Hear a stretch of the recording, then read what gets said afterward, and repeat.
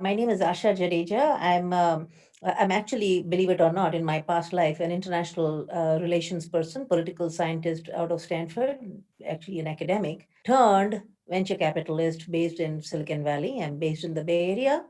And all my investments in tech companies, I have over 200 startups. These are all in Silicon Valley. So to be honest, my entry into India is evolving. I'm not yet fully familiar with the whole Indian entrepreneurial landscape yet. But I'm slowly beginning to get sort of a hang of it as India starts, uh, asking some of the Chinese companies to leave, and that's creating an unprecedented venture capital opportunity for all of us in the Bay Area to be investing in some of these companies which are rivals to, let's say, TikTok or 59 other apps that have been asked to leave. And I feel that um, so my view into India is that of a venture capitalist who's looking for opportunities for growth.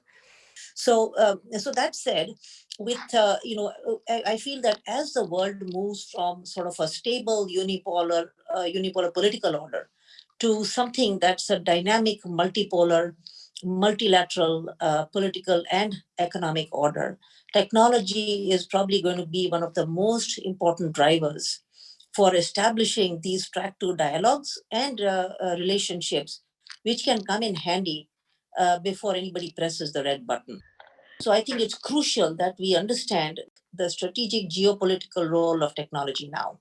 It's not just about Huawei and TikTok being asked to depart, but I think it's much more about tying our hands in a very self-conscious kind of a way, so that our cooperation and competition remains sort of healthy, market friendly, and remains more or less stable.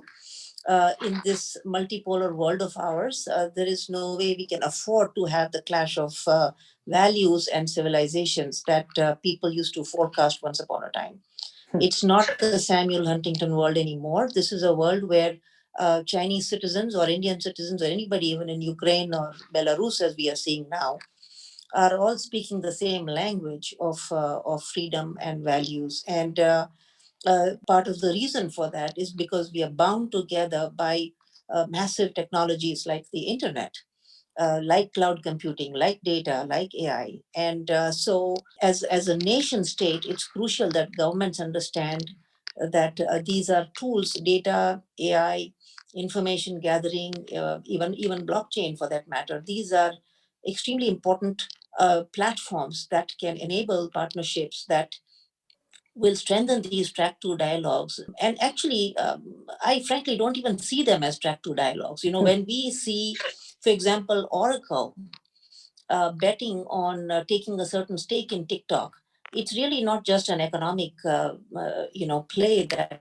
we are talking about. It's a pretty important tying of hands between two major geopolitical situations, and I think this is something that our governments will need to understand and be able to place it in the right context as we go forward. It's not just about President Trump picking up the phone and calling Satya at Microsoft and saying, "Hey, can you take a stake in TikTok?" No, it's not just that.